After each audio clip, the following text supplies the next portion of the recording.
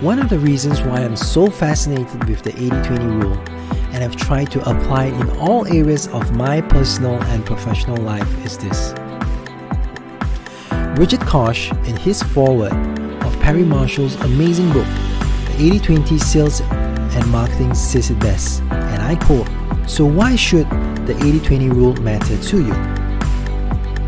This principle is the cornerstone of results-based living. Now let me repeat that. It's the cornerstone of results-based living. When you realize that it is small causes that have big results, life becomes an exciting voyage of discovery. Suddenly, every day brings a liberating quest to find the small things you can do in very little time, with very little money or none at all, to have a big impact on the people around you. This applies to everyone and to everyday life. A smile, a hug, a sincere thank you, a word of advice that is just right for someone who's struggling or suffering, a practical task that takes you only 10 minutes but would take someone else an hour or forever to do. These are examples of interventions that everyone can manage.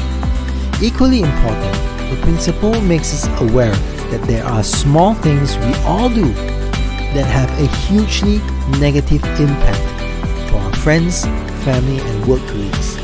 Just to stop doing these small things can change lives. How 80-20 works and why. Now, the best way for me to illustrate this point is by quoting an excerpt directly from Perry Marshall's amazing 80-20 sales and marketing book. This happened in one of the seminars he held at Chicago. To illustrate the all-pervasive nature of 80-20, I said, "Everybody, stand up if you have shoes on." Everyone stood. I said, "Okay, if you own fewer than 4 pairs of shoes, please sit down." A bunch of people sat down, and about 50 were still standing. If you own fewer than 8 pairs of shoes, sit down. More people sat down. About 30 left.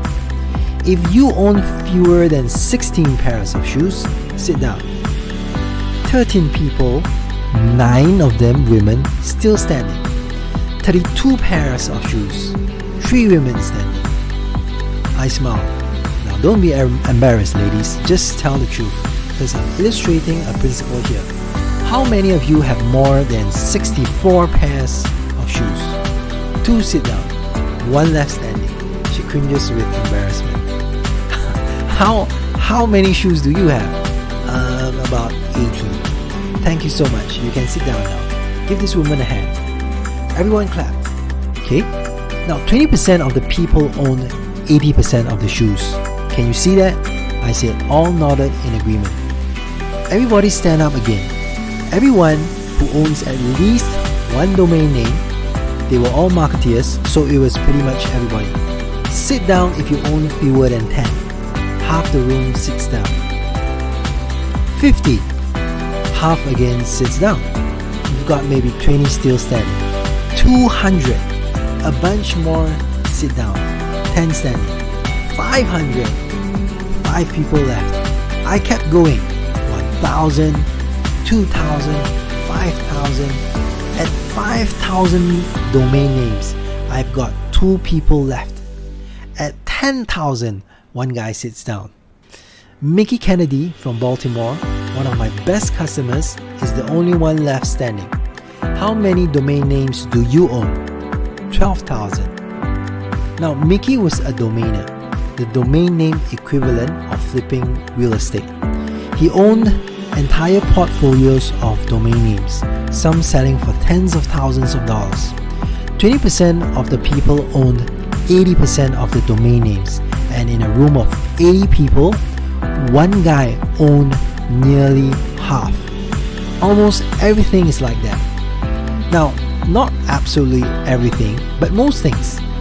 It can be shoes, domain names, Bible verses, trips to Vegas, pearl necklaces, consumption of dinner napkins, tubes of lipstick, rabbit populations, and so on and so forth. Alright?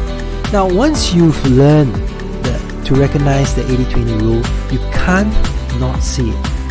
That's because the 80-20 isn't a mere rule of thumb, and it's not just for business, it's a law of nature. Now, it's not the exact number 80-20 that's the rule. Sometimes it's 60-40 or 70-30.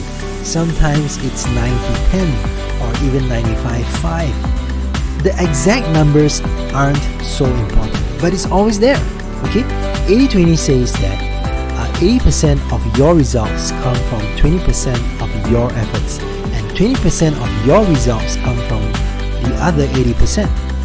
80-20 says that if you have 10 rooms in your house, you spend almost all your time in 2 or 3 of them. It says that if you hire 10 salespeople, 2 will generate 80% of the sales, and the other 8 will generate only 20% of the sales. So basically, the 80-20 mindset is this: the most important takeaway is not to run around with the calculator and to run around with the calculator and actually do the math to figure out 80% and 20% calculations in different areas of your life. But it's more important to have a mindset of identifying the few things and activities that will give you outsized returns. Okay? Now, you want to, number one, look for shortcuts. You want to do the most important things exceptionally well, and the rest just good enough or not at all. Okay? You want to develop your skills to be exceptional in a few targeted areas. You don't try to be a master of everything. And you want to realize that you can work less, you can stress less, and increase your happiness by figuring out the 20% of goals and activities that are most important to you. Pretty amazing, isn't it? Now, the first time I learned this, I was like, damn, how did I not see that? I mean, it's one thing to know what 80-20 is, but it's definitely another to know exactly how to apply this principle to make it work for you in your life. I'll be covering more on this in my coming videos, so stay tuned.